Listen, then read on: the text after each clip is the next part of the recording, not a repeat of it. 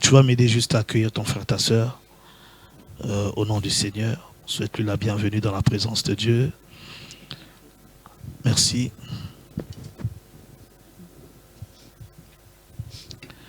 Gloire à Dieu. Amen.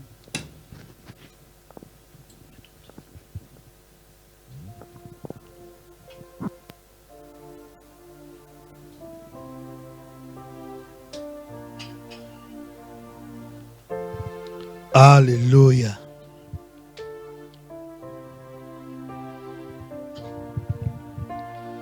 Nous allons passer au moment de la parole. Nous avons la parole et la scène à partager ce matin. Donc comme nous n'avons pas un temps infini, nous sommes obligés d'avancer. Père, nous voulons te dire merci. J'aimerais que nous prions tous ensemble pour la parole. Je pense que tu es venu recevoir de Dieu. Donc ce serait bien aussi qu'il entende de toi ce que tu veux ce matin. Béni soit ton Saint-Nom. Shibro sabada shekete anda sobra. Ibra legezite rabashobra. Liketebe sata. Rebobo sabra likete handa sobra liketebe haza. Zobra gede zigede gazogodo zogodo zogodo. Izabada zebede gede bede bede bede bede bede bede bede bede gada bada bashanda bada bada bazo. Izabada dos gede beskanda bada zobria da baskiri kada sonde bada skani kusia sosia sosese. Hababa baba skoria bada bashkede bede bede beskanda bada baskondo bodo bodo skoria bada baskede bede bede beskanda. Bahada da da da da, igodo do do do do do do do do do do do, igada da da da da da da da da da da da, abada de de de de de de de de de de, agada da da da da da da da da da, godo do do do do do do do do do do, bashkada bada da da bada da da da da da da da da da da da da, ira bada bada gada bade bede bede bede bede bede bagada bada bada bodo bodo bodo godo bodo godo bodo godo godo goshikada bade, ando sibria de gado sibra gado sibra gado sibra gado go sobra gede gada sobra de gada zingre bo sobra, igabra de bodo go sobra. Gadi gadi begada bagado godo godo godo gozo kabra gadi gadi bede beskara bado sabra de gadi igabra de beskara bado godo skodia bado de skodo bado skodo bado beskanda bado skodia beskanda bado sko igabra de skoda bado skodo beskada bado skende beskanda bado skodia bado skodo bado skodo bado baska ida bado skede boshanda bado skodia bado skodia beskanda bado skodia beskanda bado sko inda bado skodia beskada baba skede boshanda bado skodia bado skodo bado skodia beskanda bado skodia beskanda bado in the blood of the school, you must kind of a scandal. He's coming to the school, you must kind of in the blood of the school, in the blood of the school, you must kind of the school, in the blood of the school, you must kind of the school, the school, he got Baba Skiri, Shanda, the school, you must kind of the hand of the school, he got Baba Skiri, Shanda, Kabara Baba So. Merci Seigneur. Merci pour ta parole.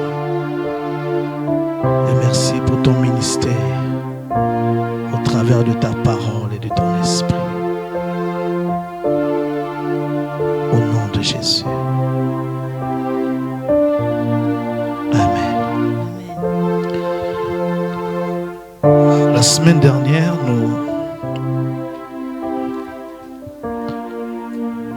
nous sommes dans ce qu'on peut appeler une mini-série.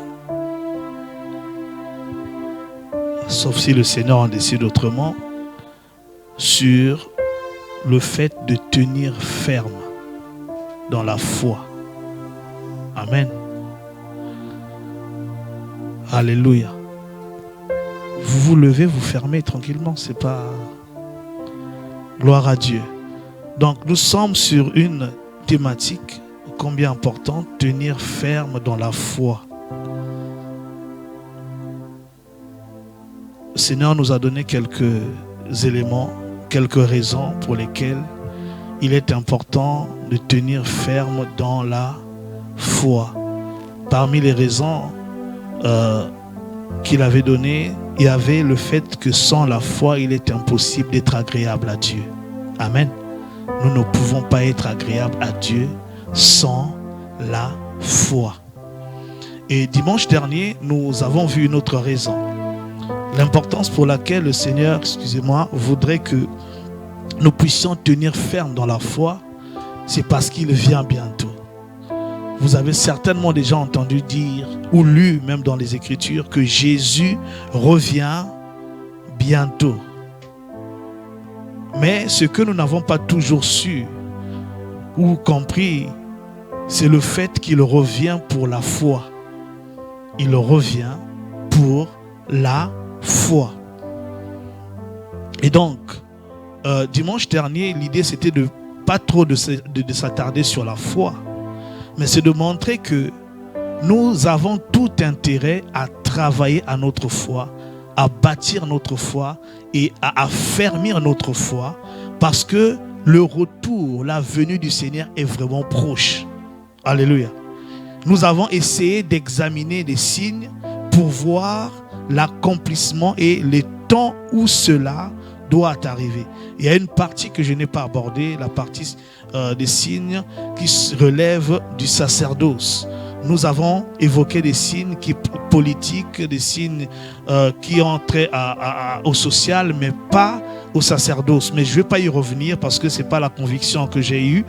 Je pense que ce qui a été dit est déjà suffisant pour comprendre qu'à n'importe quel moment, Jésus peut revenir. Nous sommes entrés dans cette ère-là. Alléluia. À n'importe quel moment. Au moment où nous sommes en train là d'écouter la parole, aussi il peut revenir. Donc, ça veut dire que nous n'avons pas le temps. Si nous croyons que nous avons le temps, nous n'en avons pas. Maintenant, aujourd'hui, ce que nous allons partager, c'est qui montera au ciel. Amen. Qui montera au ciel. Pour beaucoup d'entre nous, pour venir en France, nous avons sollicité les services de l'ambassade de France, n'est-ce pas? Et nous avons vu qu'il y avait des conditions.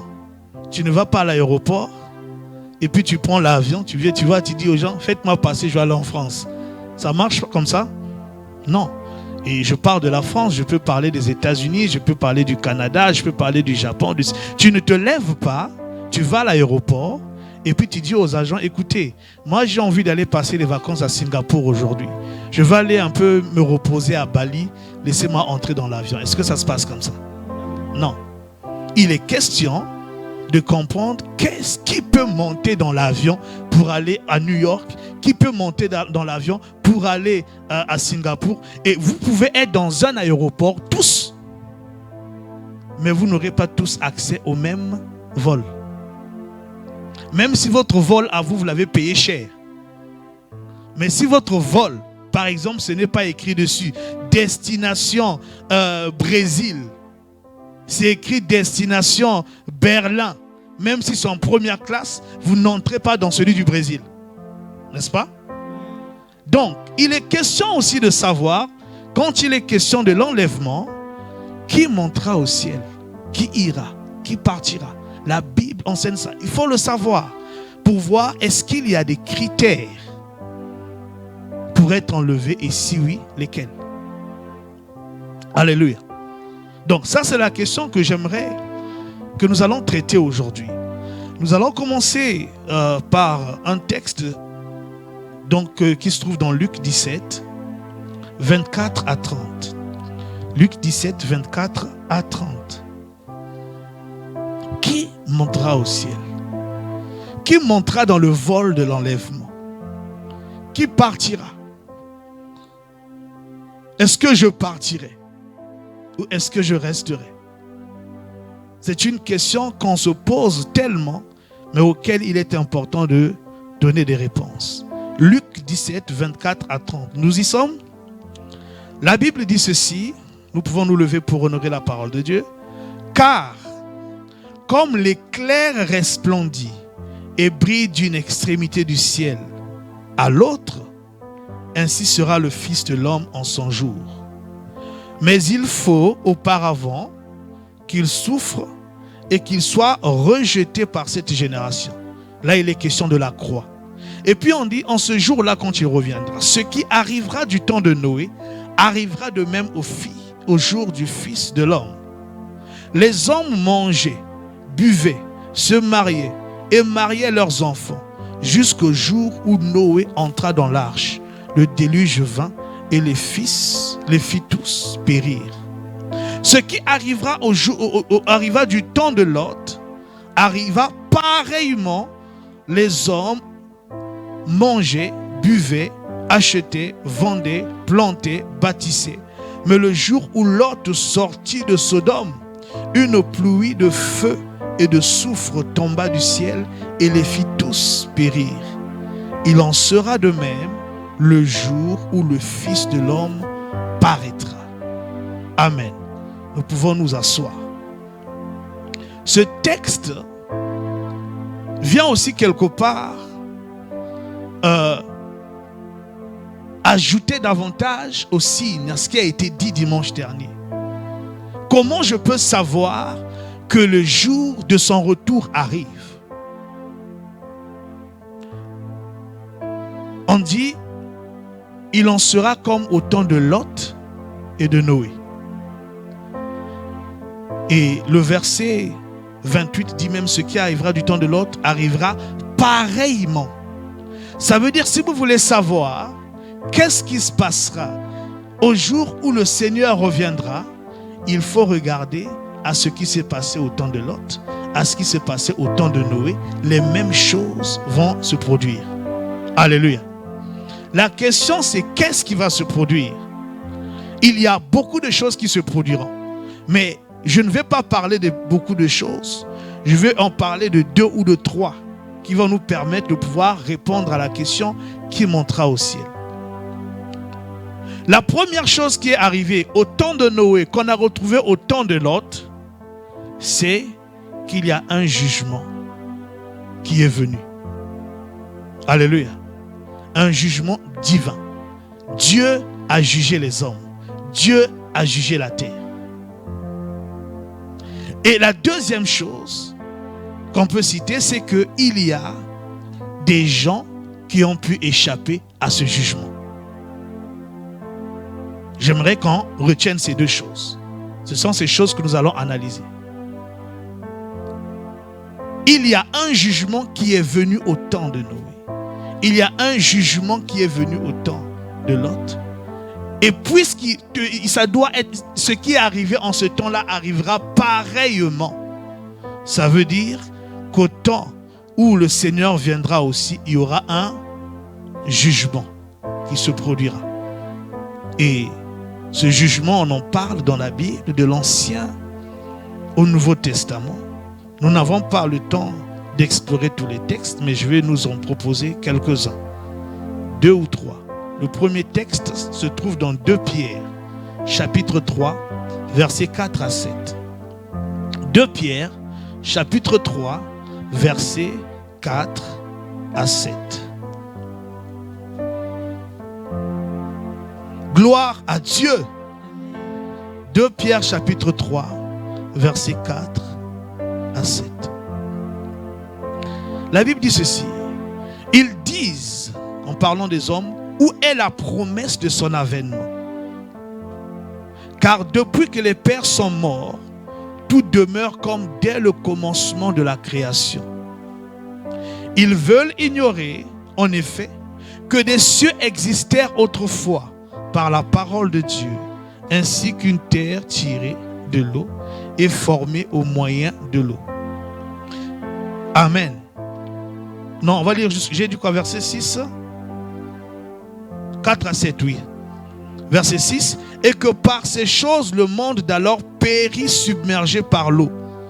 Mais par la même parole, les cieux et la terre d'à présent sont gardés et réservés pour le feu, pour le jour du jugement et de la ruine des hommes impies. Amen. Le texte commence à mettre en garde contre une idée qui va se répandre dans les temps de la fin, où des gens vont mettre en doute la venue du Seigneur. Et il dit, faites attention. Ces gens qui parlent comme ça veulent ignorer qu'il y a eu le temps de Noé, où Dieu avait annoncé pareillement la venue d'un jugement. Il y avait aussi les gens qui se sont moqués. Les gens qui ont dit, oh, ça n'arrivera pas. Mais c'est arrivé. Et puis il dit, gardez-vous. Il ne faut pas ignorer que par la même parole qui avait libéré la parole du jugement, la terre d'à présent et les cieux d'à présent sont gardés et réservés pour le feu, pour le jugement et la ruine des hommes impies. Alléluia. Donc, il y a un jugement qui vient sur la terre, c'est une certitude. Alléluia. Et Dieu dit, faites attention de ne pas croire le contraire. Alors oui, mais depuis qu'on le dit, pourquoi on ne le voit pas? Dans la suite, bon, je n'avais pas prévu ce texte, mais je vais le lire pour nous. La suite, les versets 8 et 9, il explique. Il dit, mais il y a une chose, bien-aimée, que vous ne devez pas ignorer. C'est que devant le Seigneur, un jour est comme 1000 ans et 1000 ans sont comme un jour. Verset 9, le Seigneur ne tarde pas dans l'accomplissement de la promesse, comme quelques-uns le croient.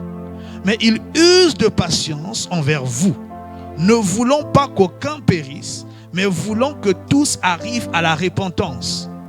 Donc il est en train de dire qu'en réalité, le jugement est certain. La seule raison pour laquelle il n'est pas encore arrivé, c'est parce qu'en réalité, Dieu ne veut pas te juger. Dieu ne veut pas que tu vives ce jugement-là. Donc il est patient. Il attend simplement. Parce qu'il est bon, parce qu'il t'aime, parce qu'il m'aime, parce qu'il voit que je ne suis pas prêt, tu n'es pas prêt, alors il attend. Parce que si ça ne dépendait que de lui, le jugement serait venu. Alléluia. Donc quand ça semble durer, ça peut être un indicateur de ce que Dieu veut que tu te prépares. Que peut-être ta préparation n'est pas parfaite ou accomplie. Alléluia. Il te donne comme une seconde chance. Et c'est là où nous comprenons le texte de l'apôtre Paul qui dit la bonté de Dieu nous pousse à la repentance. Comment Dieu manifeste sa bonté par sa patience. Le fait que Dieu attende, le fait que Dieu diffère le jugement, il diffère la condamnation qui est déjà arrêtée. C'est pour te donner le temps de te repentir. Alléluia. Donc il ne ment pas. La chose est certaine. Ça c'est Pierre qui en parle. Jean aussi va en parler. Dans Apocalypse 6, versets 12 à 17. Gloire à Dieu. Apocalypse 6, versets 12 à 17. Apocalypse 6, verset 12 à 17. La parole de Dieu déclare ceci. Je regardais quand il ouvrit le 6e sceau. Donc là, nous sommes déjà pendant cette période. Comment Pierre a annoncé ce temps. Jean décrit ce temps. Et on va prendre juste une portion. Je regardais quand il ouvrit le 6e sceau et il y eut un grand tremblement de terre. Le soleil devint noir comme un sac de crin. La lune entière devint comme du sang. Et les étoiles du ciel tombèrent sur la terre, comme les figues vertes d'un figuier, secouées par un vent violent. Donc il y aura, souvent, pour ceux qui suivent peut-être les émissions scientifiques, même au passage, vous avez déjà entendu parler du fait que certains scientifiques surveillent de près les météorites, des comètes qui sont en mouvement dans l'espace parce qu'ils ont peur que ça tombe sur la terre. Alléluia. Et d'ailleurs, certaines choses qui se sont passées sur la terre sont expliquées par le fait qu'il y a eu des comètes qui sont tombées et qui ont détruit par exemple les dinosaures. On suppose qu'il y a une grande comète qui est tombée. Il y a plein de choses. Mais ce temps-là, justement, ça arrivera. Alléluia. Les étoiles du ciel tomberont sur la terre comme les figues vertes d'un figuier secouées par un vent violent. Et on ne pourra rien faire pour empêcher cela. Donc vous pouvez imaginer le nombre de morts qu'il y aura en ce temps-là. Le ciel se retira comme un livre qu'on roule, verset 14, et toutes les montagnes et les îles furent remuées de leur place. Donc Donc il y a des îles où nous aimons aller en vacances qui n'existeront plus. Alléluia. Toute une population décimée, comme au temps de Noé. Parce qu'il y aura des étoiles qui vont tomber sur la terre. Verset 15. Les rois de la terre, les grands, les chefs militaires, les riches, les puissants, tous les esclaves et les hommes libres se cachèrent dans les cavernes et dans les rochers des montagnes. Les bunkers, les gens iront se réfugier là-bas en croyant qu'il y aura la sécurité. Pourtant, on a dit juste avant que même les montagnes seront. Alléluia. Tous les hommes, que tu sois riche, pauvre, faible, puissant, ils vont se cacher.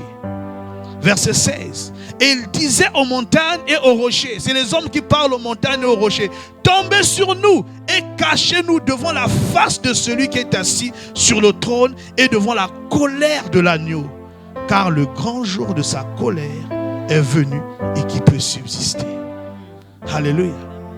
Et Jésus prend ce texte. Donc ce sera un temps de colère. Ce jugement, ce sera l'expression de la colère de Dieu.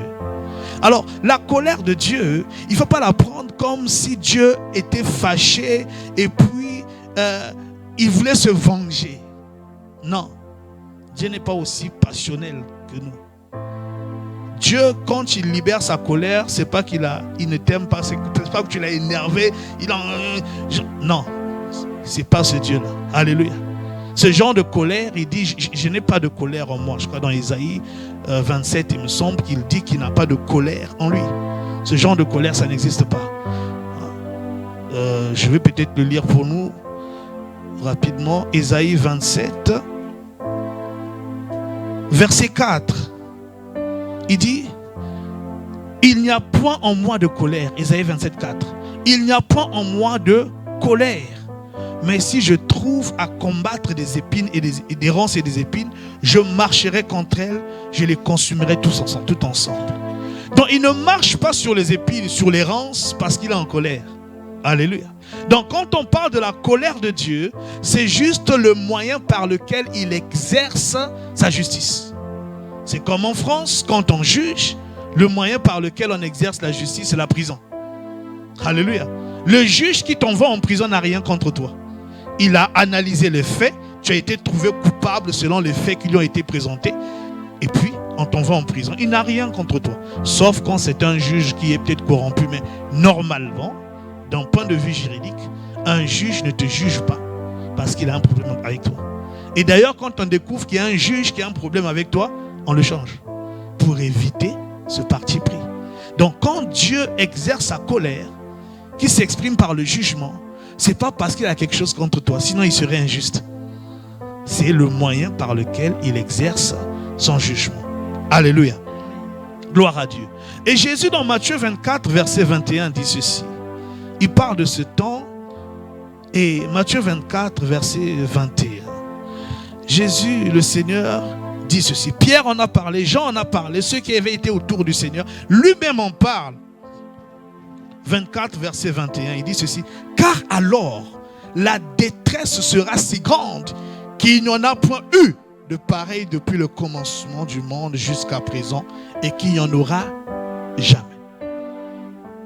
Ça veut dire que ce temps de colère, quand il arrivera, tous les moments d'angoisse que nous avons, que l'humanité a connu depuis le début, ne seront rien. Par exemple, dans l'histoire de l'Église, on a attrapé des gens, on a décapité des gens, on a brûlé des gens, on a pris des femmes enceintes, on a ouvert le ventre. Vous savez pourquoi? Parce qu'ils croyaient. C'était une chasse aux sorcières. Les premiers siècles de l'Église, être chrétien n'était pas bon. Alléluia. Gloire à Dieu, nous sommes libres. Mais fut un temps même dans ce pays, et là on n'est pas au 1er siècle, on est au 17e, 16e, 17e siècle ici en France. Pour faire un culte, c'était en cachette.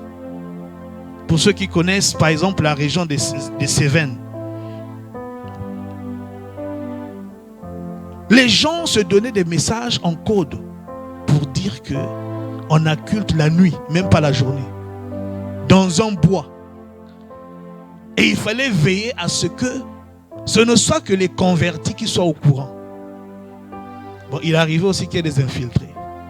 Et qu'en plein culte, même à voix basse. Vous savez, nous avons la liberté, nous crions. Il y a un temps où ils ne pouvaient pas crier. Même s'ils voulaient crier Alléluia, ils ne peuvent pas. Parce qu'on entendrait au loin. C'était des cultes à voix basse. Mais il arrivait. Parce qu'il y avait un infiltré parmi. Que pendant le culte, l'infiltré avertissait la police. La police débarquait. Massacrait femmes, enfants, maris, tout le monde. Et c'était une époque en France où la plupart des pasteurs avaient fui en Suisse. Il y avait quasiment plus de pasteurs. Et Dieu utilisait même des enfants pour prophétiser, pour parler, pour donner de l'espérance. Un enfant de 6 mois qui... Est-ce qu'un enfant de 6 mois parle, les mamans? Mais vous entendez un enfant de 6 mois qui vous parle un français correct et qui vous prophétise. Ça s'est vu dans ce pays. Alléluia. C'était des temps d'angoisse. Mais on peut prendre peut-être l'un des événements les plus angoissants, les plus terribles que l'humanité ait connu. C'est la Shoah. Nous savons ce que c'est. Quand Hitler a décidé d'exterminer les Juifs. On a créé des camps de concentration où il y avait des fournaises. On te prenait toute la famille entière, on vous met dans les fournaises, on vous brûle vivant. Vous imaginez le niveau de tristesse. C'était terrible ce genre de moment. L'histoire a connu des moments comme ça. Il y a eu des moments de guerre. Pour certains d'entre nous, nous avons connu des guerres. C'était terrible. Au temps de Jésus, on a tué des enfants à cause de Jésus. C'était terrible. Mais Jésus dit ce qui arrivera pendant ce jugement qui vient est de loin plus angoissant et plus terrible que tout ce que l'humanité a connu depuis les débuts et ne connaîtra jamais. Ça veut dire que c'est un temps où il ne faut pas être sur la terre. Alléluia. C'est un temps où il ne faut même pas chercher à être sur la terre. Il faut chercher à prendre le vol de l'enlèvement. Parce que ça sera terrible. Alléluia. Vous savez, ce temps-là, nous n'avons pas le temps de lire l'Apocalypse. C'est des temps où même le suicide ne marchera plus. Il y a un texte comme ça dans l'Apocalypse. C'est terrible. Hein? C'est-à-dire que tu souffres tellement. Parce qu'on a dit, si tu n'as pas le chiffre 666, tu ne peux pas manger même si tu as l'argent. Aujourd'hui, nous faisons tout avec ce qu'on veut. Quand on a l'argent, on fait tout. Viendra un moment où même si tu as l'argent, même si tu as des milliards dans le compte, ça ne sert à rien si tu n'as pas le chiffre 666. Et la douleur sera telle que il y a des gens qui vont se suicider. Ils vont se jeter du 1er, 2e, 12e étage. Ils vont arriver, pouf, ils ne sont pas morts. Oui, Apocalypse le dit. Parce que la mort est un esprit en fait. Et c'est comme si ce moment-là, Dieu dira à l'esprit de la mort, tu ne touches pas. Même les impies, tu ne les touches pas. Ils vont... Parce qu'en se suicidant, pourquoi les gens se suicident? Comment? Ils veulent en finir, ils veulent quitter la terre. Pourquoi? La souffrance. Ils veulent échapper aux souffrances. Pour certains, bon, ça s'arrête à l'alcool, à la drogue. Mais d'autres, non. Surtout la jeunesse actuelle, on a envie de se suicider. Dès qu'un petit dit, je vais me jeter, je vais mourir. Pourquoi? Parce que je veux échapper aux souffrances. Et en ce moment-là, les gens feront pareil. Ils voudront échapper aux souffrances en se suicidant. Ils vont se jeter dans la mer, dans les rames de métro. Le métro va ramasser les gens. Mais la Bible dit, ils ne mourront pas. Comment quelqu'un que le métro a écrasé ne meurt pas? C'est là où des fois tu réfléchis. Peut-être que certains films de science-fiction qu'on a vus étaient vrais. Hein? On a écrasé quelqu'un, tout le corps est éparpillé et puis il revient.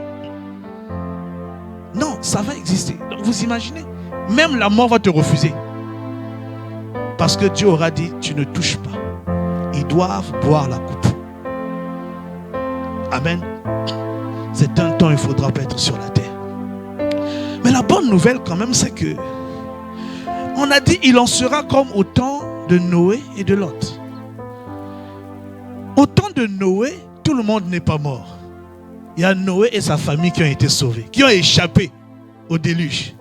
Au temps de Lot, où le feu est tombé du ciel, là où nous espérons la pluie, c'est le feu qui est tombé et a consumé les gens. Il y a Lot et sa famille qui a pu échapper. Et puisqu'il en sera de même, il y aura des gens qui vont échapper à cela. Et la volonté de Dieu et ma prière pour vous, c'est que vous échappez à ce temps-là. Alléluia. Que nous échappons tous à ce temps-là.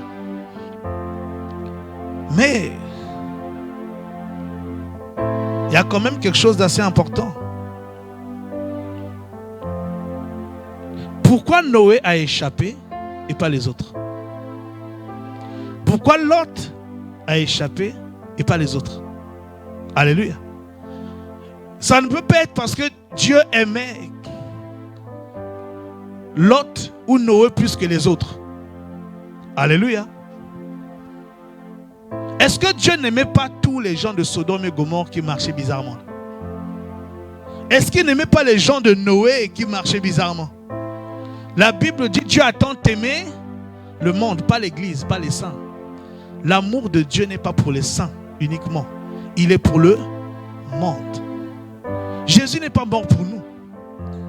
La Bible dit alors Dieu a montré, manifesté, révélé, démontré son amour en ce que lorsque nous étions encore pécheurs, pas lorsque nous nous étions convertis, devenus saints, non. Donc si j'étais dans la prostitution, c'est quand j'étais encore prostitué. Si j'étais gigolo, si j'étais voleur, si j'étais meurtrier, si j'étais menteur, tout ce qui est péché, Dieu n'a pas attendu que je devienne parfait pour manifester son amour pour moi. Alors que nous étions encore pécheurs, Christ est mort pour nous. Alléluia. Donc Dieu aimait ces gens-là. Mais malgré cela, certains ont subi le jugement. C'est là où j'aimerais ouvrir une parenthèse et la fermer. L'amour de Dieu est la source de tout ce que Dieu fait pour nous sauver. Mais ça ne suffit pas si moi je ne réponds pas favorablement. Parce que celui qui va en enfer, vous ne me direz pas que Dieu ne l'aime pas. Alléluia. Non. Dieu l'aime. Donc ce n'est pas l'amour de Dieu. Alors si c'était l'amour, on aurait compris pourquoi Noé et pas les autres. Pourquoi Lot et pas les autres. Non. Il faut savoir répondre à l'amour de Dieu. Et c'est ce que Noé et Lot ont fait. Dieu ne fait exception de personne. Dans la pensée de Dieu, il n'y a pas la question, c'est j'enlèverai tel, l'autre ne sera pas enlevé. Comme ça, il va vivre la tribulation, la colère. Non, non, non, non. Il n'y a pas d'acception de personne.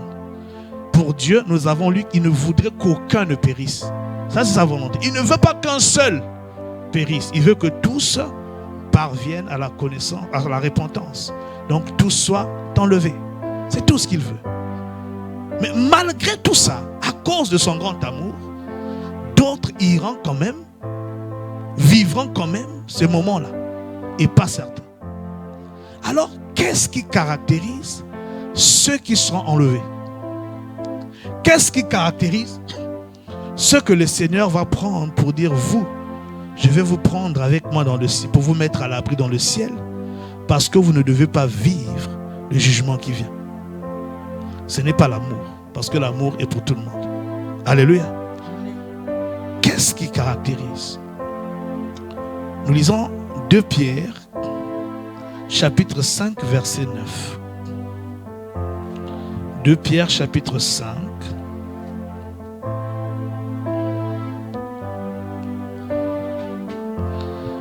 Gloire à Dieu. Gloire à l'agneau de Dieu.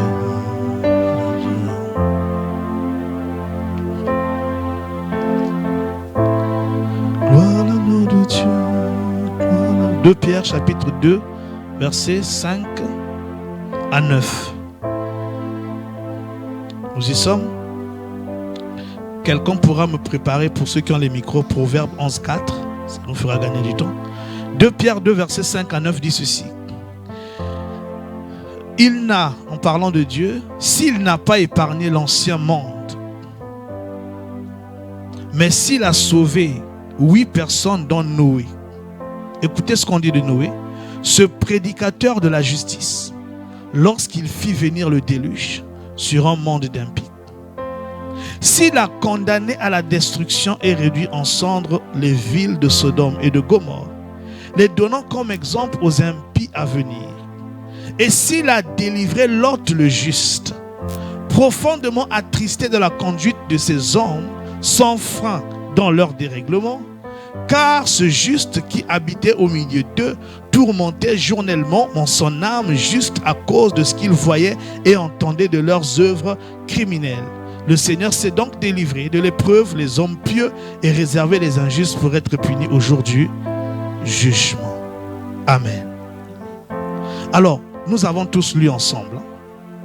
À votre avis, pourquoi Dieu a sauvé Noé et Lot?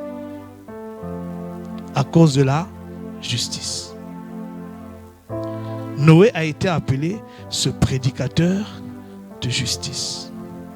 Lot, on l'a appelé le juste. Et on parle de son âme qui était une âme juste. Donc, ce qui a fait que certains ont été sauvés, tous sont aimés de Dieu, mais Dieu sauve de sa colère, de son jugement, ceux qui sont justes. Parce qu'il est évident que le jugement, la justice ne s'exerce pas contre les justes. Et Proverbe 11.4, le pasteur, tu peux lire, nous le dit.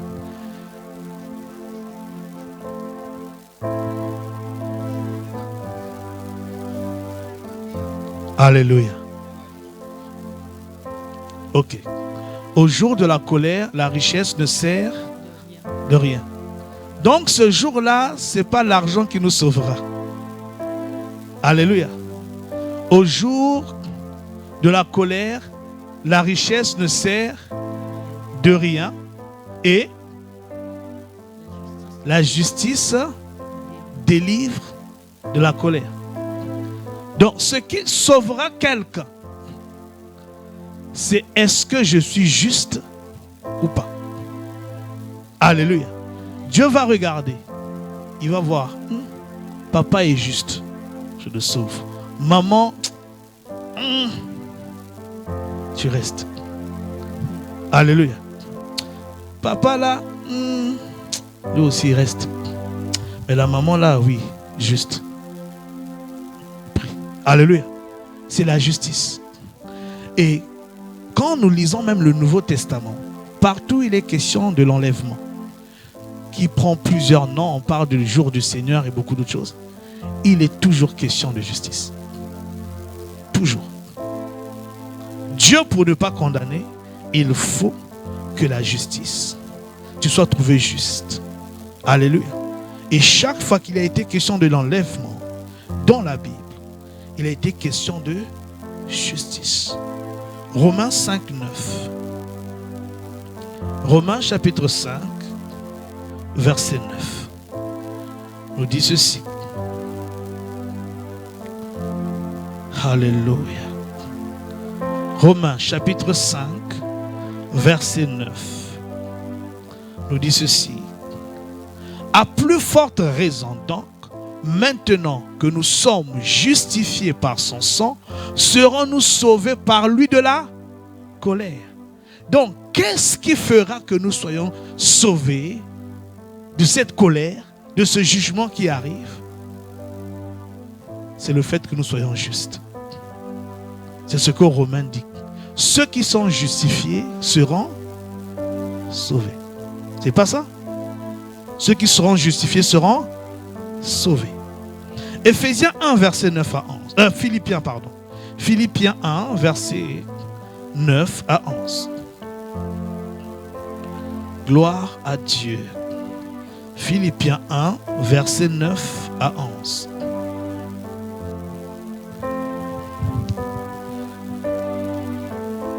Et ce que je demande dans mes prières, c'est que votre amour augmente de plus en plus en connaissance et en pleine intelligence, pour le discernement des choses les meilleures, écoutez, afin que vous soyez purs et irréprochables pour le jour de Christ. Alléluia.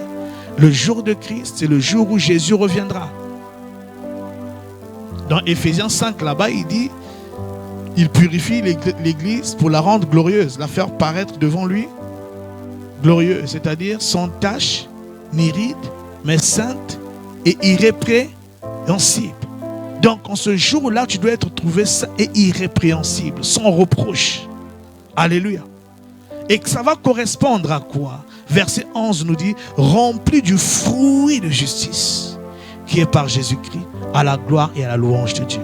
Dans ce qu'on appelle une église glorieuse finalement, irréprochable, c'est une église remplie du fruit de justice. C'est si tu es rempli de ce fruit de justice que le Seigneur te sauvera en ce jour-là. On n'a pas dit des fruits de la justice, du fruit de justice. Et ce fruit-là, c'est la justice elle-même.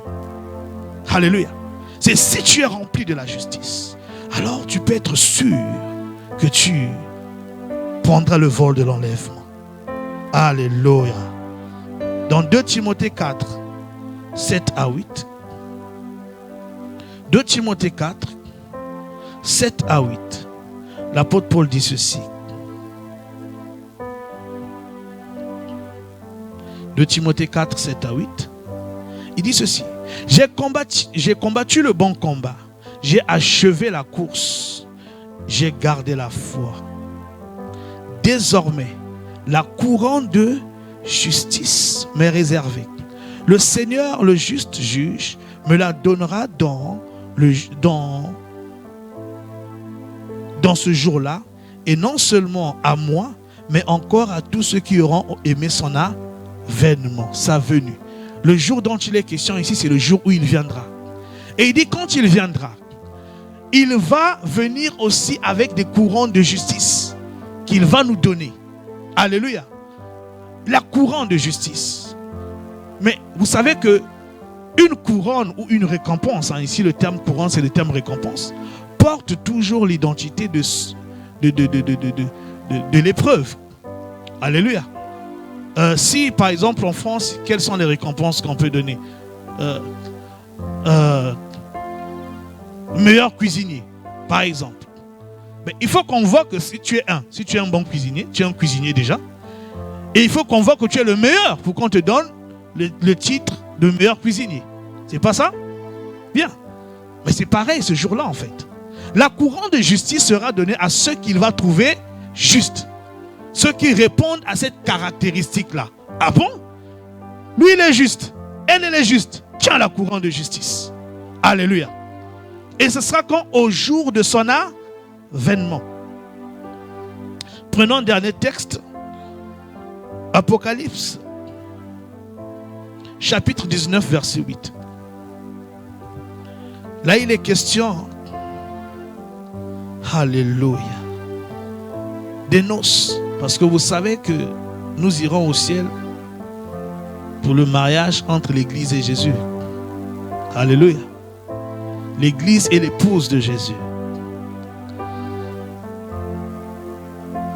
Mais c'est qui l'épouse? Qu'est-ce qui va distinguer l'épouse en ce jour-là? Apocalypse 19, 8, nous lisons au nom du Seigneur. Lisons à partir du verset 1 peut-être. 7 à 8. 7 à 8. Réjouissons-nous, soyons dans l'allégresse et donnons-lui gloire, car les noces de l'agneau sont venues, son épouse s'est préparée. Qu'est-ce qu'on appelle la préparation ou quel est le résultat de la préparation? On dit, et il lui a été donné de se revêtir d'un fin lin éclatant, pur, car le fin lin, ce sont les œuvres justes des saints. Donc on voit encore que même pour le mariage, pour les noces de l'agneau, il faudrait être revêtu des œuvres justes. La justice intervient encore. Donc nous comprenons avec ces quelques versets, il y en a bien d'autres, que la notion de la justice dans la Bible ou pour Dieu n'est pas juste une doctrine à connaître. C'est un état à avoir. Alléluia. C'est important parce que c'est ça qui a fait que Noé a été sauvé du déluge. Lot a été sauvé du feu. C'est ça qui fera que dans le jugement qui vient là, que toi et moi soyons sauvés. Il faut que Dieu nous trouve justes. Donc, la question est finalement, suis-je juste? Alléluia. Es-tu juste? Sommes-nous justes? Comment je le sais ça? Alléluia. Dans la marche chrétienne, il faut se poser des questions. Marcher avec Dieu, c'est se poser des questions et attendre à ce que Dieu nous réponde. Alléluia. Parce que quand il est question de justice, chacun de nous peut avoir son avis. Mon avis sur la justice n'est pas l'avis de Yafani, n'est pas l'avis de Jaël, de maman Hélène, ainsi de suite. C'est pas ça. On peut être d'accord sur certains points, mais d'autres, on peut dire, ah, mais ça c'est injuste. Je vous donne un exemple, souvent quand je suis avec mes élèves. Quand tu prends une décision parce que, par exemple, la personne a mal fait la chose, il va te dire, monsieur, c'est injuste. Même avec nos enfants, je pense qu'on entend souvent ça, mais c'est injuste. Et des fois, j'ai envie de leur dire, et des fois, je leur dis, est-ce que vous savez ce que c'est que la justice? Tu ne peux pas me dire que c'est injuste parce que tu mérites le châtiment que tu as eu. Parce que toi, tu espérais être traité comme l'autre. Et comme tu n'as pas été traité comme l'autre, tu dis que c'est injuste. Donc, on voit là qu'en fait, la notion de la justice n'est pas la même. Alléluia. Chacun de nous a une image de ce que c'est que la justice. Mais avec des avis aussi divergents, on ne peut pas répondre à cette question objectivement. Parce que moi, je peux dire, je suis juste. Mais par rapport à ta loupe à toi, tu vois que je ne le suis pas. Ou que tu peux dire que tu es injuste, mais par rapport à ma loupe à moi, je te dis, mais tu es juste. Alors, la vérité est où? Si nous avons des avis aussi divergents sur la question de la justice. Alléluia. Quand vous regardez même les médias, les nations, comment ils fonctionnent, vous verrez la même différence. Entre les États, la notion de la justice n'est pas la même. Quand il y a des conflits entre États, quand il y a des problèmes entre États, selon que l'on soit dans certains coins de la terre, on n'a pas la même notion de la justice. Alors, ici, on va favoriser un côté, de l'autre côté, on va favoriser un autre côté. Ici, on va dire ce que nous, on pense, c'est ça. De l'autre côté, on va dire, mais vous, quand vous faites, ce n'est jamais injuste. Mais nous, quand on fait, ça devient injuste. Parce que la notion de la justice est différente. Alléluia. Donc, comment moi je sais que je suis juste? Comment tu sais que tu es juste? Genèse 7:1 nous donne un élément assez important. Il est tout petit, si bien que quand on lit ce texte, on peut passer à côté. Et généralement, on passe à côté.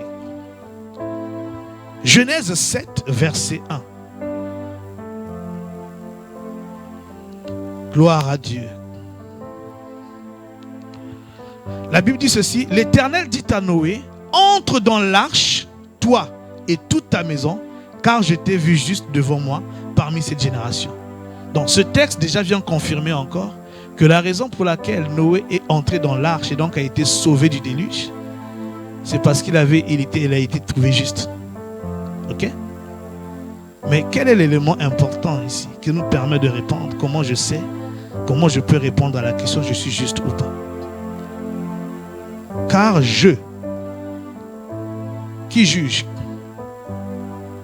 Tu ne peux pas aller au tribunal et dire au juge je suis juste, donc libère-moi. Oui, c'est ton droit, c'est ta défense, mais ce sera au juge de juger, parce que sinon tous les criminels seraient des innocents. Alléluia. J'arrive au tribunal, je suis traduit en cour, en justice, ok, je suis peut-être juste, je vais le dire, je vais fournir les arguments, mais l'autre camp aussi va fournir les arguments et ce sera au juge de trancher. Donc la question de la justice, pour savoir qui est juste, qui n'est pas juste, ne relève pas de l'homme. Ça ne relève pas de toi ni de moi. Nous n'avons aucune compétence en la matière. Donc je peux me tromper en me disant je suis juste. Alléluia. Mais je peux aussi me tromper en me disant je suis injuste. Seul Dieu sait. Alléluia. Parce que je t'ai trouvé juste devant moi. Il dit devant moi. Donc ce n'est pas une question de justice devant toi. Moi je me regarde comme ce pharisien là dans Luc 18 qui allait prier. Il dit Seigneur, je te loue de ce que je ne suis pas comme ces hommes-là, même comme ce publicain. Moi, je prie 2 fois par jour, je dis n'importe quoi. Je jeûne 2 fois par jour, par semaine. Je donne ma dîme.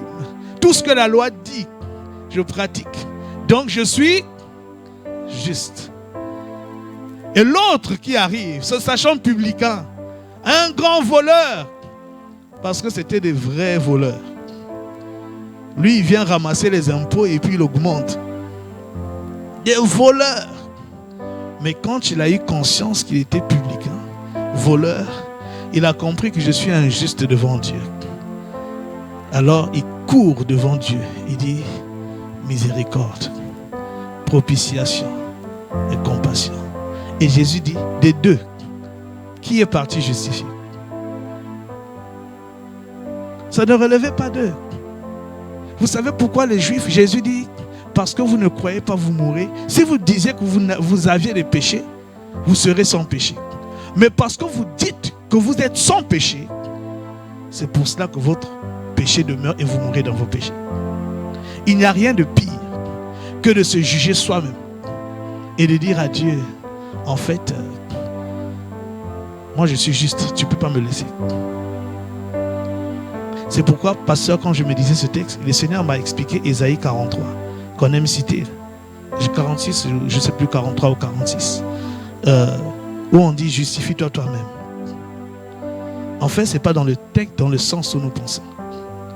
Quand on lit le contexte, on comprend en fait que, parce que Dieu ne peut pas te dire de te justifier tout en sachant que tu ne peux pas. C'était une manière de leur dire, en fait, tu ne peux pas. Tout le contexte le dit. Tu m'as fatigué avec tes péchés. Tu m'as tourmenté avec tes iniquités. Je te pardonne à cause de moi. Viens, justifie-toi. Tu vas dire quoi? Et puis il dit, ton premier père a péché. Tu vas te dire quoi? Alléluia. Donc, je n'ai pas le pouvoir, moi, parce que je regarde à ma vie. Je suis une bonne personne. Je marche bien. Et puis je me dis, je suis juste. Donc une telle vie, Dieu ne peut pas la condamner. Tu risques d'être surpris ce jour-là. Mais les autres sont partis. Mais pourquoi moi je suis resté, Seigneur? Alléluia. Pourquoi je suis resté? C'est parce que tes loupes n'étaient pas les bonnes. Je n'ai aucun pouvoir. Tu n'as aucun pouvoir. Aucun homme n'a le pouvoir de se juger et de se justifier. Ça ne relève pas de nous. C'est impossible. Alléluia. Ça ne relève pas de tes bonnes œuvres. Les gens peuvent dire que tu es une bonne personne. Ça ne doit pas te pousser à croire que tu es juste devant Dieu. C'est pourquoi il y a un texte que moi j'avais du mal à comprendre pendant longtemps. Ou du moins, je comprenais, mais je n'acceptais pas ça. Et ça se voit des fois à l'église. Jésus qui dit, c'est pourquoi les prostituées vous précéderont dans le royaume. Je dis, mais non. Il ou elle a été prostituée. L'autre s'est bien comporté. Comment ça se fait? Mais regardez la vie chrétienne. Regardez les gens qui ont eu une vie chrétienne, non, une vie même, avant même la vie chrétienne, une bonne vie. Ça a été des bons enfants, peut-être des bons élèves, peut-être des bons amis. Hein? La société n'avait rien à leur reprocher. Regardez leur conversion. Peut-être c'est même des enfants de pasteurs, c'est arrivé. Des enfants de diacres. Tout le temps à l'église depuis l'enfance.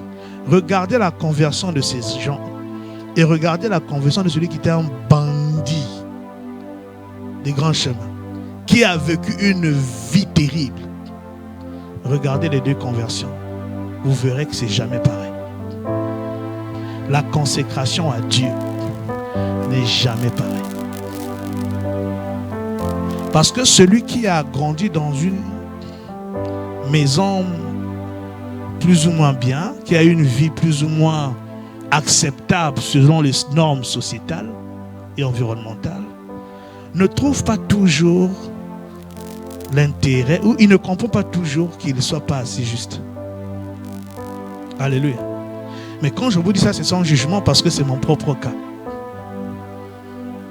Combien de fois j'ai pas souhaité dans ma prière et j'ai dit à Dieu, en fait j'aurais dû être un bon bandit, un bon impudique. Oui, ça m'est arrivé de dire à Dieu, parce que je dis mais non, comment moi je rame sur certaines choses, mais l'autre là, même sa consécration, ça fait à peine 2 ans, 3 ans, 4 ans, 5 ans. Et quand tu entends le témoin, mais en fait Seigneur, il fallait que moi je sois comme ça. Comme ça j'allais aller vite aussi avec toi. Non, ça m'est arrivé moi de dire ça à Dieu. Pas que je voulais avoir cette vie, mais je me disais mais c'est pas normal. Si c'est comme ça, moi j'aimerais tellement aller vite avec toi, mais des fois je trouve que je suis trop lent. Et ça n'a rien à voir avec le ministère, hein, ma propre vie, ma concentration, tout ça là, mon amour, je dis mais Seigneur, quand je regarde l'autre, même si on ne juge pas, mais quand même, Seigneur, donc il fallait que je sois un peu comme l'autre. Et puis tu venais me tirer de là-bas et j'allais être différent. Jésus a dit, ils vous précéderont. Parce que là, inconsciemment, quand tu as eu une vie plus ou moins rangée, acceptable selon les normes humaines, tu ne comprends pas toujours trop bien la notion de la justice de Dieu ou de la justification. Tu ne vois pas en quoi toi tu es coupable. Et c'est ça qui est arrivé à Job. Je ne sais pas si on aura le temps de lire. Je vais peut-être lire quelques versets. Job 31. Écoutons la vie de Job. Comment il décrit sa vie? Job 31. On va lire Job 31. Regardons la vie de Job. Alléluia. Job chapitre 31. On lira peut-être tout. Dans ma Bible, le titre même de ce chapitre, c'est Job conclut en se justifiant. Donc il va se justifier devant Dieu. Il va dire ce que je vis n'est pas normal. Et c'est tout ce que nous faisons. Seigneur, je te sers. Pourquoi ça m'arrive? Regarde tel frère, telle soeur ne te sert pas. Mais ça lui arrive. Nous sommes en train de nous justifier. Parce que nous sommes en train de dire à Dieu, tu sais, nos œuvres là, tu vois, nous on est meilleurs que les autres. Donc tu devrais faire en fonction de ça. Et c'est ce que Job est en train de dire ici. Job dit, j'avais fait un pacte avec mes yeux et je n'aurais pas arrêté mes regards sur une vierge. Peu de frères peuvent dire ça aujourd'hui. Hein. Que non, même quand une sœur passe, bien même à la télé, puis il y a un gars. Job dit, j'avais fait un pacte. Jamais. Donc quand il dit ça, il ne ment pas. Dieu sait que ce type-là dit la vérité. Parce que Dieu lui-même s'est vanté de Job devant Satan. Il dit, il n'y a aucun homme sur la terre comme Job. Dieu dit ça à Satan. Vous imaginez ça? Dieu dit à Satan, il n'y a aucun homme. Pas dans sa famille, pas dans son village ou sa ville, pas dans son pays, pas dans le coin de la terre. Il dit sur toute la terre. Ça c'est ma quête. Pas que je sois meilleur que les autres, mais que Dieu rende témoignage de moi. Regardez. Donc quand Job dit ces choses-là, il ne ment pas. Il sait que c'est vrai. Et Dieu, il y a même des temps où Job a dit que Dieu descende. Il fuit trop. Si je savais où le trouver. Il fuit. Si je savais, j'allais aller là-bas. Il allait, qu'est-ce qu'il allait dire? Alléluia. Il dit, j'avais fait un pacte avec mes yeux et je n'aurais pas arrêté mes regards sur une vierge. Donc c'est pas du style, non. Bon, moi je ne commets pas l'acte, je ne pense même pas à ces choses, mais le regard même, Bon, c'est seulement le regard. Non, lui dit même le regard. Il n'y a pas de début. Rien. Pacte avec mes yeux. Verset 2. Quelle part Dieu m'aurait-il réservé d'en haut? Il dit non. Il savait que si je fais ça, Dieu va avoir des problèmes avec moi. Ou bien j'aurai des problèmes avec Dieu. Quel héritage de Tout-Puissant m'aurait-il envoyé dessus? Je passe un peu là, il parle de... Verset 4. Dieu n'a-t-il pas connu mes voies? N'a-t-il pas compté tous mes pas?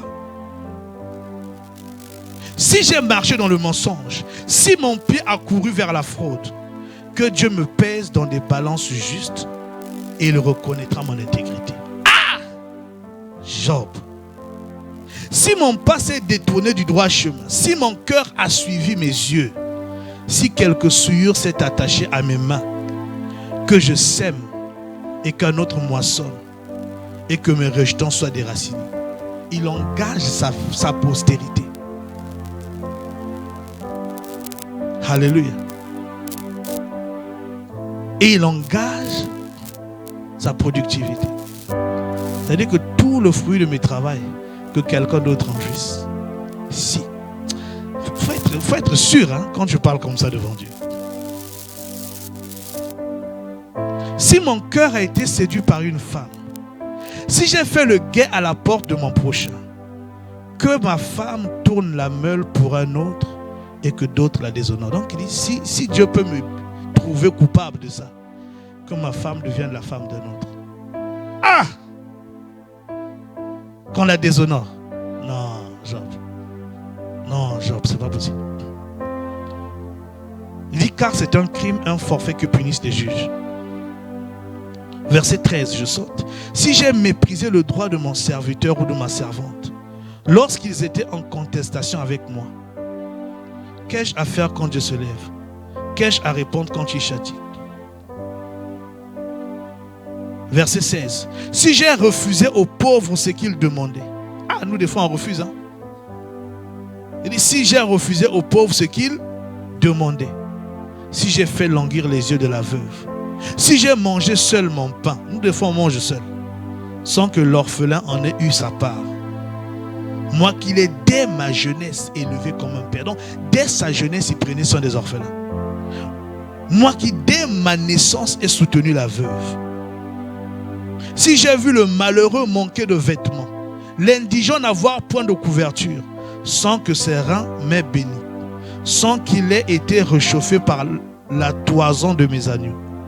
Si j'ai levé la main contre l'orphelin, parce que je me sentais un appui dans les juges, que mon épaule se détache de sa jointure, que mon bras tombe et qu'il se brise. Alléluia. Verset 24. Si j'ai mis dans l'or ma confiance, si j'ai dit alors, tu es mon espoir. Si je me suis réjoui de la grandeur de mes biens, de la quantité des richesses que j'avais acquises, si j'ai regardé le soleil quand il brillait, la lune quand elle s'avançait majestueusement, là il parle de l'idolâtrie. Et si mon cœur s'est laissé séduire en secret, si ma main s'est portée sur ma bouche, c'est encore un crime que doivent punir les juges. Verset 29. Si j'ai été joyeux du malheur de mon ennemi, combien de fois ça arrive à certains? Si j'ai sauté d'allégresse quand les revers l'ont atteint. Verset 31. Si les gens de ma tente ne disaient, où est celui qui n'a pas été rassasié de sa viande? Si l'étranger passait la nuit dehors, si je n'ouvrais pas ma porte aux voyageurs, si comme les hommes j'ai caché mes transgressions et renfermé mes iniquités dans mon sein. Combien de fois nous on cache? Parce que j'avais peur de la multitude, parce que je craignais le mépris des familles, me tenant à l'écart et n'osant franchir ma porte. Oh, qui me trouvera, qui me fera trouver quelqu'un qui m'écoute? Voilà ma défense toute signée. Que le Tout-Puissant me réponde, qui me donnera la plainte écrite par mon adversaire. Où est la plainte qu'on a posée contre moi? Qui porte plainte? Quelle est cette langue qui se lève en justice contre moi? Il dit, au regard de toute ma vie, aucune langue ne peut se lever en justice contre moi. Alléluia. Verset 38. Si ma terre crie contre moi et que ses sillons versent des larmes, si j'en ai mangé le produit sans l'avoir payé, et que j'ai attristé l'âme de ses anciens maîtres, qu'ils croissent des épines au lieu du froment, et de livrer au lieu d'orge. Voilà la justice. Il était saint, pur, sans tache, aux yeux. Et j'aimerais dire qu'au moment où Job vit comme ça, la loi n'existe pas. Mais Job a accompli la loi, sans connaître qu'il y a une loi qui existe. Et Dieu dit, il n'y a pas un homme comme lui. Mais dans Job 9, parce qu'il y a des moments où il revenait un peu à la raison, il avait quelques révélations. Job 9, il va révéler deux choses assez importantes. Job chapitre 9, versets 1 à 3. Job chapitre 9, verset, ses conclusions. Il se base sur sa propre justice, sur ses œuvres. Bien. Mais à un moment donné, conclusion. Job prit la parole et dit, je sais bien qu'il en est ainsi. Comment l'homme serait-il juste devant Dieu? S'il voulait contester avec lui sur 1000 choses, il ne pourrait répondre à une seule. Donc, si Dieu est un homme en justice contre Dieu, sur 1000 choses, il ne peut même pas espérer gagner sur une. En d'autres termes, il est en train de dire, aucun homme n'est capable de se justifier devant Dieu. Si tu vas en tribunal avec Dieu, jamais tu ne gagnerais. Donc personne ne peut se justifier devant Dieu. Et ils vont donner la raison dans Job 14, versets 1 à 4. Job 14, 1 à 4. Job 14, 1 à 4 dit ceci. L'homme né de la femme, sa vie est courte, sans cesse agitée. Il naît, il est coupé comme une fleur. Il fuit et disparaît comme une ombre.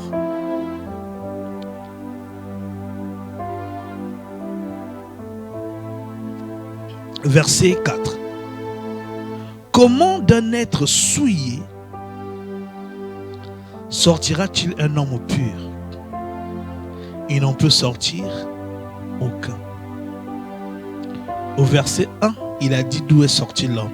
De la femme. Et de la femme ici, c'est l'image, c'est en Adam. Il dit comment d'un être souillé sortira-t-il un homme pur? Il n'en peut sortir aucun. Il est en train de dire quoi ici? Que la question de la justice, d'être juste devant Dieu, ne relève pas de ce que l'homme fait. Ça relève de la source d'où il ou elle est sorti.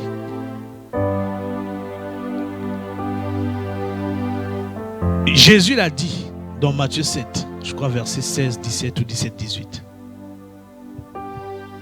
Un bon arbre ne peut donner de mauvais fruits, tout comme un mauvais fruit ne peut donner de bons. Un mauvais arbre ne peut donner de bons fruits. Nous sommes nés de la femme, nés d'Adam. Adam est souillé par le péché originel. Quel que soit ce qui sort d'Adam, ça ne sera jamais juste, pur, saint devant Dieu. Ça ne dépend pas de ce que tu fais. C'est pourquoi Ésaïe quelque part a dit, toute notre justice est comme un vêtement souillé. C'est pas que Dieu ne voit pas le bien que tu fais. Et dans Ésaïe 64, verset 5, je vous donne le verset.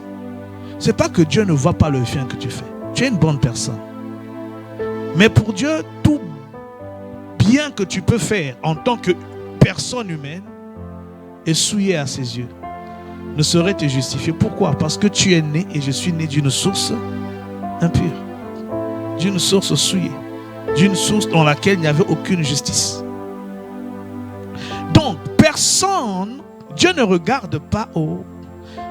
Ah, mais c'était une bonne personne. Pourquoi la bonne personne est morte? Mais Seigneur, moi, qu'est-ce que j'ai fait?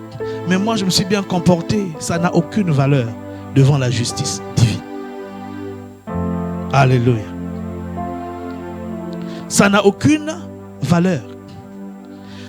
Être juste devant Dieu ne relève pas des œuvres. Ça relève de la source d'où nous sortons. Ça relève de la naissance qui est la nôtre. C'est ce que Job nous enseigne. Comment d'un être souillé sortira-t-il un homme pur? Il ne peut sortir, il n'en peut sortir aucun. Oui, j'ai une bonne éducation. Ça ne vaut pas devant la justice de Dieu. Moi, je ne mens pas, je ne triche pas, je ne commets pas l'impudicité, je ne fraude pas, je ne suis pas violent. Dieu dit, parce que tu es sorti de la femme, donc de l'homme, d'Adam, tu ne peux pas être autrement que ta source. Alléluia. Donc, Dieu ne peut pas regarder, je ne peux pas, quel que soit le bien que je fais. Et j'ai compris l'apôtre Paul. Il dit, moi, hébreu né d'hébreu, dans Philippiens 3, de la tribu de Benjamin. Et l'une des choses qu'il dit, qui me frappe, il dit, irréprochable quant à la justice de la loi. Irréprochable. Ça dit que si tu prends la loi et les 613 commandements là, tu me checkes comme on checkait l'agneau avant de le sacrifier. Je serai semblable à l'agneau. Selon les cérémoniels de la loi, Dieu ne peut rien me reprocher. Mais il dit ceci, quand je suis parvenu à la connaissance de Christ, quand j'ai compris ces choses, il dit, j'ai renoncé à tout ça pour être trouvé avec la justice de Christ, celle que Dieu donne. Il dit non. Donc, nous voulons être trouvés justes. Il faut comprendre que je ne peux pas me justifier. Dieu doit me justifier. C'est lui le juge. C'est lui seul qui a la capacité de te dire tu es juste. Et donc, à cause de ça, l'enlèvement, tu feras partie. Alléluia. Et ce n'est pas une question d'œuvre que tu fais. Ça ne veut pas dire que tu ne dois pas faire les œuvres. Mais quelque part, on dit les œuvres, là, tu les fais. C'est pour ton voisin. C'est pas ça, c'est pour ton prochain, non? Alléluia. Si tu veux vivre en paix avec ton voisinage, tu vas mal vivre. Donc nous tous, on applique ce que les hommes disent, que ta liberté s'arrête là où celle de l'autre commence. J'ai envie de mettre la musique à fond, mais quand je sais que j'ai des voisins, pour ne pas avoir des palabres que ce que je fais, je baisse. Alléluia. Pourquoi? Parce que nous voulons avoir la paix avec ce qui nous entoure. Et les bonnes œuvres sont aussi bonnes, mais ça on verra quelles bonnes œuvres pour les récompenses. Mais sinon, pour être trouvé juste devant Dieu, c'est une question de naissance. D'où tu es né? Quelle est ta source? C'est pourquoi Jésus dit à Nicodème, si tu n'es né de nouveau, d'eau et d'esprit, tu ne peux voir. Tu ne peux entrer. Alléluia. Nous ne pouvons entrer dans ce vol de l'enlèvement si nous ne naissons pas de nouveau. Alléluia. C'est naître de nouveau qui est important. Comme le temps est avancé, je vais atterrir. La question, c'est comment on est de nouveau. La Bible nous dit que c'est par la foi, n'est-ce pas? Dieu nous déclare juste par la foi. Nous naissons de nouveau par la foi. Maintenant, la foi en quoi? Je vais m'arrêter là. J'avais encore beaucoup à dire, mais je pense que c'est suffisant. Nous avons compris l'essentiel. Qu'est-ce qu'il faut croire? Puisque nous sommes en train de parler de l'enlèvement. Quel est le contenu de ma foi pour l'enlèvement? Rappelons-nous ce qui a été dit. Il en sera comme au temps de Noé et de Lot. Pourquoi Noé a-t-il été enlevé? On a déjà répondu, c'est pas une... Ok. Mais qu'est-ce qui a fait que Dieu le justifie? Sa foi. Hébreux 11, verset 7. Lot aussi. Nous sommes justifiés, nous accédons à la vie nouvelle par la foi.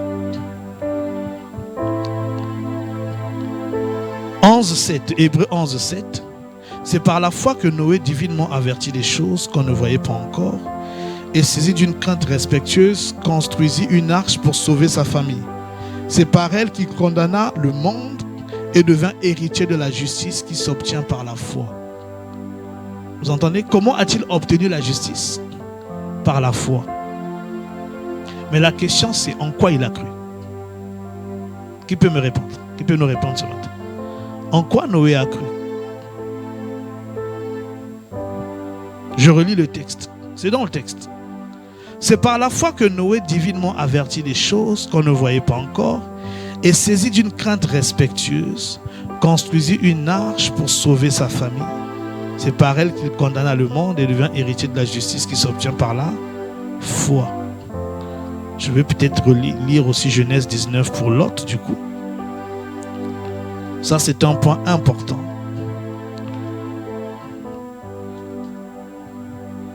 Lot 19. Pardon, merci. Genèse 19. Donc vous suivez. Verset 12 à 14. Genèse 19, verset 12 à 14. La Bible dit ceci. Les hommes dirent à Lot, qui as-tu encore ici? Gendre, fils et filles, et tout ce qui t'appartient dans la ville, fais-les sortir de ce lieu, car nous allons détruire ce lieu, parce que le cri contre ses habitants est grand devant l'Éternel. L'Éternel nous a envoyés pour le détruire. Lot sortit et parla à ses gendres qui avaient pris ses filles.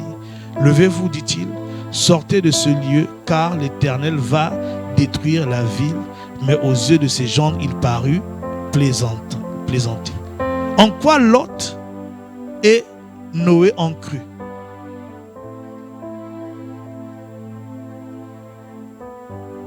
Qu'est-ce qui leur a été annoncé comme nouvelle? Comment? Non, quelle nouvelle on leur a annoncé?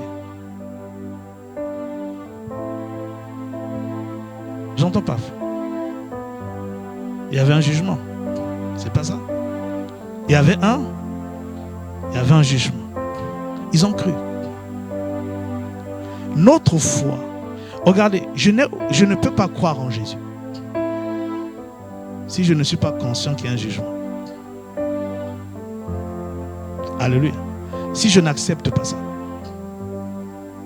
c'est que ma foi n'est pas correcte. C'est que j'ai une foi peut-être, parce que si on me dit, bon, si tu crois en Jésus, tu vas te marier. Et tu crois. En fait, tu as cru pour le mariage. Tu as cru pour l'emploi. Tu as cru pour le voyage. Et ça se passe aussi. Mais ce n'est pas celle-là qui te sauve. Parce que quand il est question de justice, il est question de condamnation. Amen. Donc, si je dois croire, je dois posséder la foi de ceux qui ont été sauvés de la condamnation, du jugement, il faut que je croie que le jugement là est vrai. Je dois croire que le ciel d'à présent et la terre d'à présent sont réservés pour un jugement. Mais qui dit jugement dit aussi enlèvement. Je dois croire qu'il y a moyen de en sortir. Alléluia. C'est pourquoi dans Hébreux 9, verset 28, la Bible dit ceci. De même, Christ, qui s'est offert une seule fois pour porter les péchés de beaucoup d'hommes, apparaîtra sans péché une seconde fois à ceux qui l'attendent pour leur salut. Pas à tous. La Bible parle de deux venues de Jésus, ou deux retours. Il y a le retour, il viendra s'installer sur la terre pendant 1000 ans. La Bible dit qu'à ce moment-là, tout œil le verra. Mais ici, il n'est pas question de ça, puisqu'on dit il n'apparaîtra qu'à ceux qui l'attendent. Si tu n'attends pas le retour du Seigneur, pourquoi il va te prendre? Alléluia. Tu dois croire qu'il y a un jugement qui arrive et qu'il est possible de s'échapper de ce jugement et de t'attendre au Seigneur. Pourquoi s'attendre au Seigneur? Parce que c'est lui qui sauve du jugement. Donc l'autre aspect de ce salut, c'est de croire, croire qu'il y a un jugement qui vient. 2, croire qu'il est possible de s'échapper de ce jugement. Et que le seul moyen de s'échapper de ce jugement-là, c'est en croyant en Jésus. Romains 3, versets 23 à 25 dit ceci. Je vais lire dans la version parole vivante. Romains, chapitre 3, versets 23 à 25. Tous, sans distinction, ont péché et ont perdu la beauté glorieuse dont Dieu avait revêtu l'homme. Tous ont manqué le but qu'il leur avait assigné dans son plan. Personne ne saurait prétendre être approuvé de Dieu. Vous entendez? Personne ne saurait prétendre être approuvé de Dieu, ni accepter à sa glorieuse présence, ni accéder à sa glorieuse présence. Donc, l'enlèvement, nous accéderons à sa glorieuse présence. C'est pourquoi Dieu offre à tous un don. Tous peuvent à présent être justifiés, tous sans exception. C'est-à-dire déclarés justes aux yeux de Dieu. Souvenons-nous ce qu'il a dit à Noé, je t'ai trouvé juste devant moi. Donc, ici on dit, tous peuvent être trouvés justes aux yeux de Dieu par pure grâce. Ils reçoivent cette faveur comme un cadeau immérité de la générosité divine. Ce n'est pas un mérite. Et cela est possible parce que Jésus-Christ a accompli tout ce qu'il fallait pour nous libérer. Parce qu'il s'est donné lui-même en rançon pour nous. Donc, ce qui rend ça possible, c'est parce que Jésus a tout accompli à la croix. Dieu l'a destiné d'avance à prendre sur lui la punition que méritaient nos péchés. Pourquoi ceux qui furent sauvés ne furent pas condamnés? Parce qu'ils avaient cru qu'il y avait quelqu'un qui avait déjà été condamné à leur place. Donc il est question de croire que Jésus a déjà été condamné à ta place. Alléluia. En mourant sur sa croix sanglante, Jésus était la victime offerte pour nous en sacrifice qui nous purifie et nous rend la faveur divine. Et puis écoutez ce qu'on dit. Tous ceux qui croient que Jésus est mort pour eux, qui placent leur confiance dans le sang qu'il a versé pour leur salut, ont accès à cette grâce. Alléluia. Dieu a voulu montrer de cette manière quelle était sa justice. En effet, autrefois, il a supporté le péché. Il n'a pas puni de mort les pécheurs dans les temps anciens. Tous ceux qui croient que Jésus est mort pour eux, qui placent leur confiance dans leur sang qu'il a versé. Alléluia. La Bible dit qu'il n'y a pas de juste, pas même un seul. Mon frère, ma soeur, si tu as déjà, ne plus jamais. Et c'est une lutte, parce qu'on peut croire que bon, non, c'est la Bible, l'apôtre Paul a lutté jusqu'au bout. Voilà pourquoi il a dit, j'ai combattu le bon combat, j'ai gardé la foi. Parce que c'est facile de croire que Jésus est ta justice quand tu te sens incapable. Mais une fois que tu te rends capable de marcher dans la sanctification, dans la justice, de vivre une vie agréable à tout point de vue, de croire que c'est parce que tu fais des choses. Alléluia. Et on dit non, c'est parce que j'ai jeûné 10 000 fois. J'ai donné ma dîme avec... Ça ne veut pas dire qu'il ne faut pas les faire. Mais mon cœur ne doit pas se dire c'est parce que je fais ces choses. Alléluia. Ces choses, Dieu les a établies pour que je les pratique. Mais je ne dois pas me dire parce que, Seigneur, tu me justifies, je mérite ma justice. Je mérite d'être enlevé parce que je fais ci, ça. Non. Il est question non seulement de croire que Jésus-Christ est mort pour toi. Si tu n'as pas déjà cru, c'est le moment de croire. Maintenant, si tu as cru, rappelons-nous, on est en train de nous parler de tenir ferme dans la foi. Il faut tenir ferme dans cette foi. Ne crois pas aujourd'hui que c'est uniquement par le sang de Jésus, uniquement par son œuvre que tu seras enlevé. Et demain, commencer à présenter à Dieu tout ce que tu fais. Commencer à présenter ta vie droite, ta vie exemplaire, que les hommes acclament. Non. Tu dois tenir ferme dans la foi que, quel que soit le niveau de sanctification, de perfection, de bonté, d'amour, de douceur, de grâce, de miséricorde que j'ai atteint dans ma vie, je ne suis pas pur, je ne suis pas juste devant Dieu parce que je suis là, ou que je pratique ces choses, ou que j'en suis à ce niveau. Celui qui vient de naître de nouveau dans la foi, et moi qui ai une certaine marche et qui atteint un certain niveau, devant Dieu, nous avons la même justice.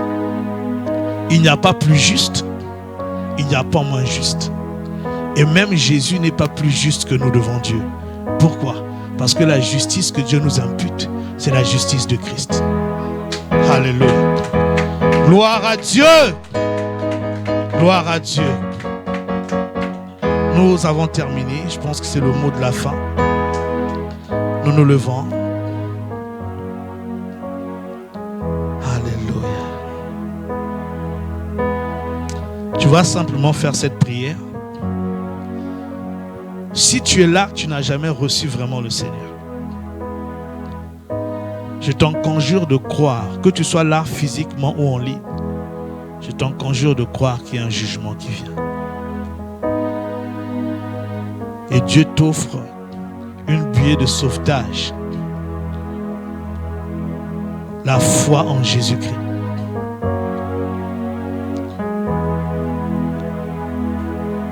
Place ta confiance en lui. Crois qu'il est mort pour toi. Crois qu'il a déjà été châtié pour toi, afin que tu ne sois pas châtié ce jour-là. Et demande-lui de te donner la vie nouvelle, de te faire naître de lui, afin que tu sois juste. Si tu es déjà dans la foi, si tu reconnais que moi, c'est ma foi, je ne regarde pas en moi, je regarde à ce que Christ a fait. Tu vas quand même prier pour dire, Seigneur, fais-moi tenir dans cette foi. Parce que l'apôtre Paul a dit, et d'être trouvé juste. Il faut que ce jour-là, tu sois trouvé, que je sois trouvé dans cette justice. Il ne faut pas que le jour où le Seigneur viendra, il voit que ta foi n'est pas sur lui, mais qu'elle est sur les œuvres que tu as accomplies, les exploits que tu as accomplis avec lui, le degré de sainteté, de pureté, de droiture que tu as atteint avec lui. Non, il faudra qu'il te trouve, donc ta foi doit être trouvée dans cette justice. Demande la grâce de tenir ferme. Oh Dieu, Seigneur, merci, parce que c'est par la justice que tu sauveras.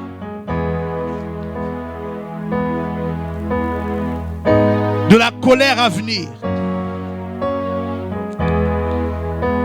Et tu nous demandes d'être trouvé juste dans cette justice, de tenir ferme. Parce qu'il est facile de déchoir, de regarder cette justice, de regarder aux accomplissements de ta vie en nous et de croire que c'est à cause de ça. D'arrêter de mettre notre confiance en Christ, de continuer à la mettre dans nos œuvres, Seigneur. L'apôtre Paul a combattu le bon combat de la foi. Et il a gardé la foi jusqu'au bout. Malgré tous les exploits que tu as fait avec lui, Seigneur, il n'a pas regardé à ses exploits. Malgré la consécration, malgré les prisons qu'il a pu vivre, Seigneur, pour toi, il n'a pas regardé à cela. Il a regardé au sang de Jésus. Il a regardé à la justice. Et il a combattu le bon combat de la foi. Pour qu'au jour où tu viendras, ou au jour où la mort, Seigneur, le trouvera, Seigneur, notre Dieu, pour être pris et enlevé dans les hauteurs vers toi, qu'il soit trouvé dans la juste foi. Non celle qui vient de la loi par les œuvres, mais celle qui vient de Dieu par la foi en Jésus-Christ. Affermis donc notre foi dans cette réalité. Affermis notre foi dans cette vérité. Père, au nom de Jésus, au nom de Jésus, tu peux venir à n'importe quel moment, où la mort peut nous prendre à n'importe quel moment. Mais quand ce temps-là, quand ce moment-là, nous soyons trouvés dans la justice qui vient de la foi. Alors Père, merci. Merci pour cette grâce.